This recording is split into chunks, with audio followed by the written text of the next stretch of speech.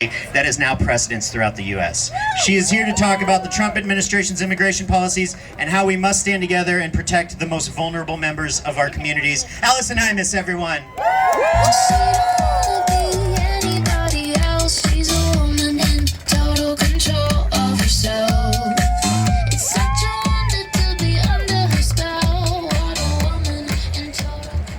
Hello! It's so good to be here. I look around and I read the signs. You should be proud of your creativity. I want to share a little bit of history with everyone. There was a German philosopher in 1932 named Carl Schmitt. The Nazi Party adopted his ideology from his paper, The Concept of the Political. His theory was that the recognition and eradication of the enemy was a necessary component of the collective national identity. The political enemy didn't need to be morally evil or aesthetically ugly. He just needed to be a stranger. This administration has clearly found inspiration from the actions of a fascist movement and identified plenty of enemies. So many enemies, it's getting hard to keep track. But a clear choice of the administration has been our immigrant neighbors, friends, and colleagues. We have watched in horror as immigrants have been dragged from their families and detained in deplorable conditions, deported to countries unfamiliar to them with no accesses to resources or family, detained in foreign prisons like CCOT, where justice does not exist and there are no mechanisms to be released.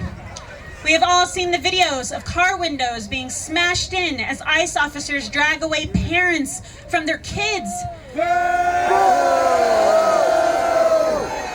We have watched as high school graduates protest the detention of their dear friend, whose only crime was being born abroad but trying to go to school and live a normal life in the United States.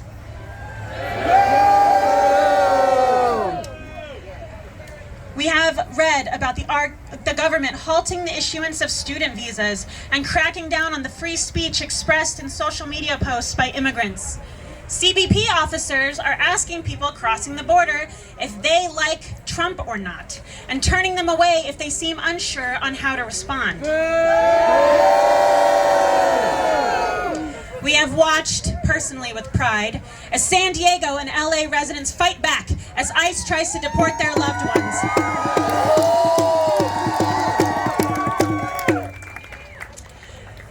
And the government escalating the situation with force from our military brothers and sisters. And here in our own backyard, raids on packing plants and other businesses, throwing a community in crisis. I have been even more disturbed by the messaging coming from the DOJ and ICE social media accounts, referring to their effort as Operation Take Back America. The Department of Justice has branded its work and is no longer a neutral agency fighting for justice, but rather a propaganda machine attempting to convince the entire country that we have a common enemy. The Department of Homeland Security has spent $63 million on two 60-second videos that are designed as propaganda to convince us that immigrants are the enemy. And Stephen Miller, he's fucking ugly! It makes me shudder every time, has indicated that the goal is 3,000 arrests a day, which on its face cannot happen without due process being violated. They convinced people they were only going after the criminals, but the truth has revealed itself. They believe being an immigrant is the crime. I could go on and on, but let's take a step back. All of these headlines are meant to exhaust us, but we must not be deterred. We are all here because we value democracy. We are here because we do not want kings.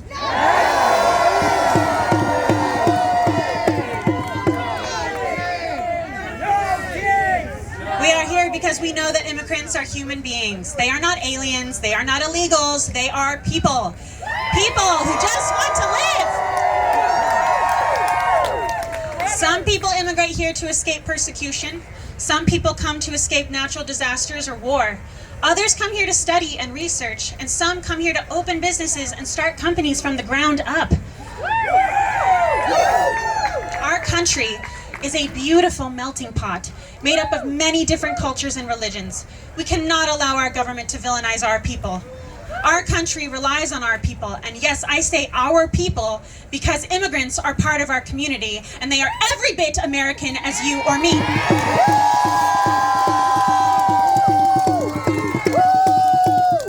Rural communities come to life when immigrants adopt small towns as their own. Suddenly, an otherwise dying town is vibrant with kids playing and the smell of delicious food in the air during outdoor barbecues and cultural fairs.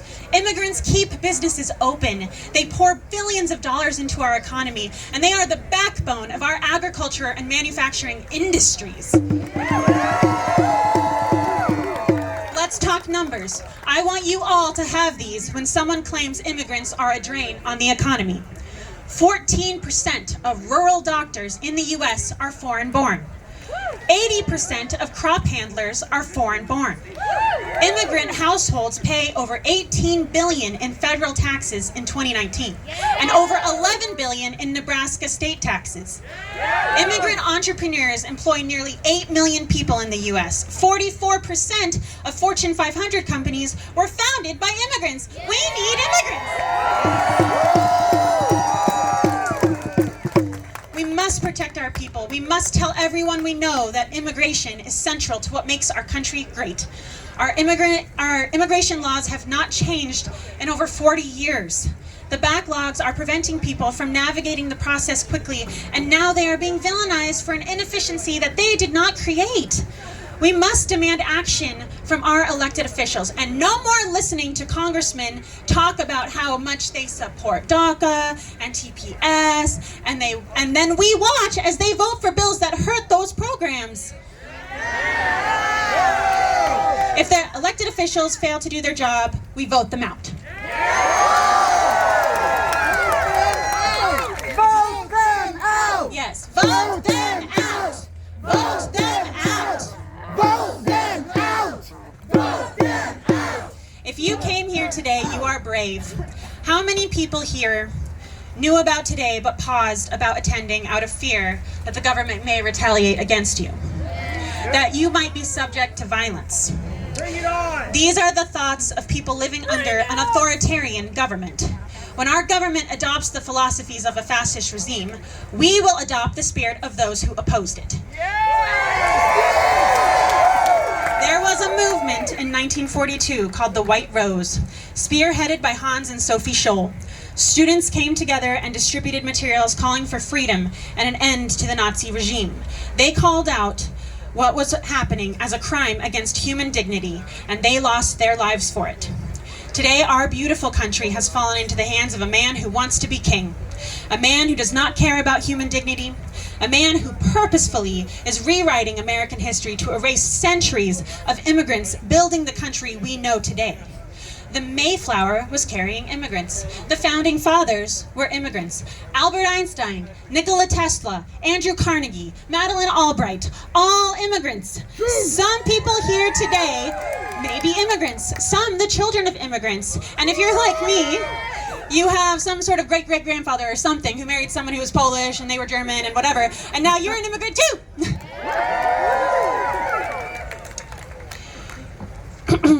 The only difference between me and the people being called illegal is time. I am shielded by time.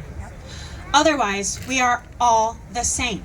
We have the same hopes and dreams for ourselves and our families. I will personally not stand by and watch as we dehumanize people. I think we can all be inspired by Hans Scholl's last words. Long